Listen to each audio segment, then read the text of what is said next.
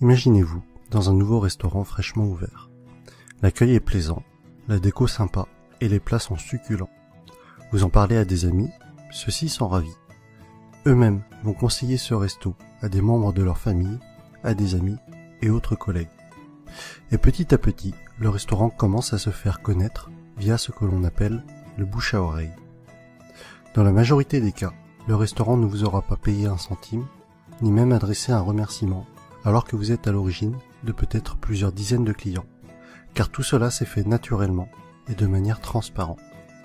Eh bien, il existe un type d'entreprise qui utilise la puissante force du bouche à oreille pour se développer.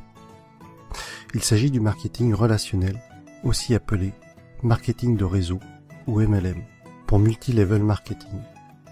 On parlera de network marketing en anglais. Le problème, en France, c'est que le marketing relationnel est non seulement mal connu, mais en plus à mauvaise presse. En effet, trop souvent, les médias n'en parlent que dans le cas d'arnaque, et malheureusement, il en existe, et très rarement comme une possibilité de réussir. Les médias, pour attirer de l'audience, doivent faire dans le scandale, dans ce qui choque.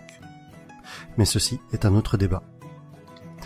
Mais effectivement, certaines entreprises sont des systèmes pyramidaux déguisés. Une pyramide, qu'est-ce que c'est au juste ? Je vous invite à cliquer sur cette vidéo pour découvrir une animation très bien faite expliquant ce qu'est une pyramide de Ponzi. En résumé, non seulement c'est une arnaque, mais c'est aussi illégal. Le système est basé sur la promesse de faire de miraculeux retours sur investissement, juste avec de l'argent que tout nouvel entrant va apporter. Autrement dit, l'argent des nouveaux paye le bénéfice des anciens. Et si, à un moment donné, les entrants ne sont pas assez nombreux, eh bien la pyramide s'écroule, car les anciens ne perçoivent plus d'argent. Ce qui est important à comprendre est que lorsque vous entrez dans une entreprise de marketing relationnel, vous êtes avant tout le distributeur d'un produit réel, le représentant d'une marque. Sans produit, ou avec un produit fictif, on rentre alors dans un système pyramidal. D'autre part, dans une pyramide, les anciens sont forcément plus riches que les nouveaux. Dans le MLM, même si plus vous rentrez tôt, plus vous êtes avantagé, cela ne garantit pas du tout votre succès. Un nouveau filleul peut très bien mieux développer son affaire et faire mieux que son parent.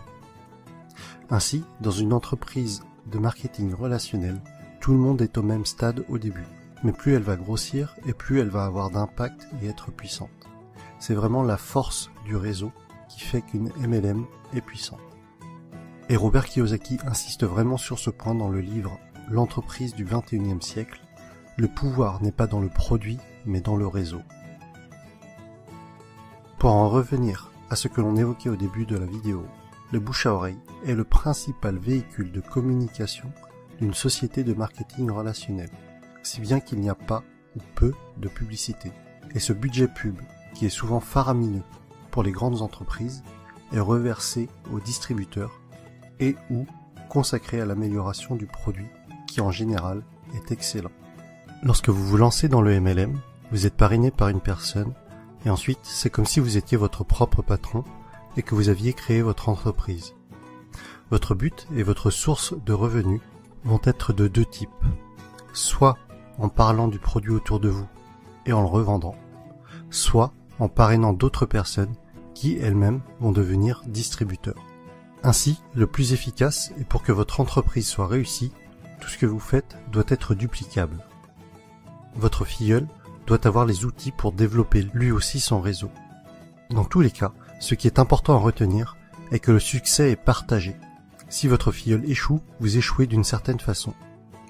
Votre succès est complètement tributaire du succès des personnes que vous aidez, de vos filleuls et des filleuls de vos filleuls. L'accent doit être mis sur le déploiement de votre réseau et pas sur les ventes directes. Ainsi, ceux qui réussissent le mieux en MLM ne sont pas les vendeurs ou les commerciaux, mais plutôt les personnes pédagogues, les profs et les formateurs. Et personnellement, autant je trouve la réussite personnelle gratifiante, autant aider les autres à réussir l'est encore plus. Autre sujet que je trouve intéressant, c'est que votre entreprise grandit avec vous. Vous gagnez de l'argent en apprenant et en appliquant les méthodes de vos parrains et de votre upline. C'est le terme indiquant les personnes antérieures à vous dans la vie du MLM. Autre point fort du marketing de réseau est que pour devenir distributeur, cela demandera en général un faible investissement financier au départ, contrairement à la majorité des créations de nouveaux business.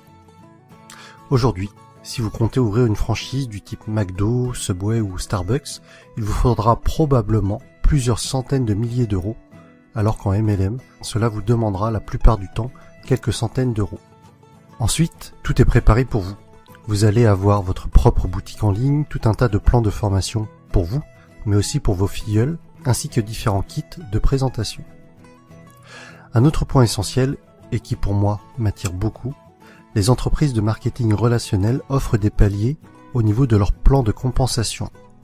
Pour être plus précis, à partir d'un certain nombre de filleuls, et sans compter les éventuelles primes bonus, vous allez toucher un revenu résiduel, encore appelé revenu hors exploitation, c'est-à-dire un revenu passif. Les bonnes MLM sont donc de formidables véhicules vers l'indépendance financière de fait de ce revenu passif engendré par le parrainage d'autres personnes. Je rajoute que les MLM sont un type d'entreprise qui a une croissance des plus fulgurantes à l'échelle mondiale ces dernières années. Aux USA, ça a vraiment explosé depuis les années 90. Et avec Internet, c'est encore plus facile d'augmenter son réseau qu'auparavant. De plus, c'est une activité que l'on peut tout à fait démarrer sur notre temps libre pour un revenu complémentaire au début. Il faudra alors se déclarer en auto-entrepreneur avec le statut de VDI, c'est-à-dire vendeur à domicile indépendant.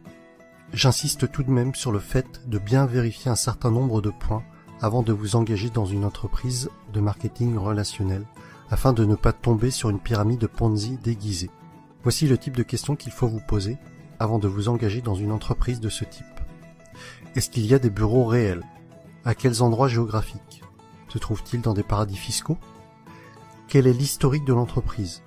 Quelle est la réputation de cette entreprise? Quels sont les avis d'autres personnes sur celle-ci? En conclusion, et si vous avez suivi mon défi personnel, je pense que vous commencez à comprendre pourquoi est-ce que ce type d'entreprise m'intéresse fortement. Travailler pour ses propres rêves et non pas ceux de quelqu'un d'autre. La possibilité d'avoir des revenus passifs avec cet objectif d'indépendance financière. Partager le succès. Vous savez, à la base, ma chaîne YouTube est quand même le partage des bonnes pratiques, d'idées inspirantes. Alors si en réussissant dans un domaine, j'arrive à aider d'autres personnes à réussir également, alors j'en serais sincèrement ravi. Autre point que l'on avait évoqué, c'était de gagner de l'argent tout en apprenant. Le message que j'y vois derrière cela est celui que Jim Rohn a souvent répété, que plus vous vous développerez personnellement, plus cela attirera le succès. Et enfin, des horaires libres. Cela signifie que je pourrais aller chercher ma fille à l'école. Et voilà pour cette vidéo sur le marketing relationnel. J'espère que le public francophone comprendra mieux ce qu'est le MLM avec cette vidéo. Pour ma part, il y a quelques mois encore, je dois vous avouer que je faisais partie des personnes qui rejetaient le sujet, ne comprenant pas en quoi cela consistait, et sûrement aussi parce que je ne voulais pas comprendre, et que je gardais en tête ce que les médias véhiculaient. Mais que ce soit Jim Rohn, Tony Robbins, Les Brown, c'est-à-dire tous les motivational speakers que je suis régulièrement, mettent en avant ce type d'entreprise. Et après mes lectures de l'entreprise du 21e siècle, de Robert Kiyosaki, et de 45 secondes qui changeront votre vie, de Don Faya, j'ai finalement changé d'avis sur le sujet et je suis décidé à me lancer. Vous retrouverez la suite de mes aventures dans le prochain épisode avec mon choix de MLM et les raisons de ce choix. Si vous aussi, ce concept d'entreprise est nouveau pour vous et que cela vous intéresse ou qu'au contraire, vous vous y intéressez déjà, mettez-moi un pouce j'aime, partagez sur Facebook et abonnez-vous. À bientôt!